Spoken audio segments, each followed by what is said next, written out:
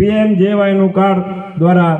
10 લાખ સુધીની સારવાર કોઈ પણ સરકારી હોસ્પિટલ અથવા સરકાર માન્ય ખાનગી હોસ્પિટલમાં મેળવી શકાય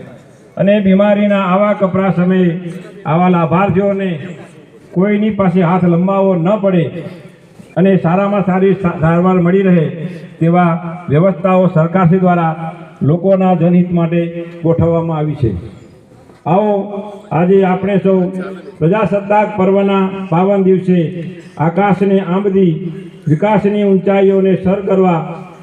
માટે કટિબદ્ધ બનીએ અને સંકલ્પ કરીએ કે આપણે સૌ સાથે મળીને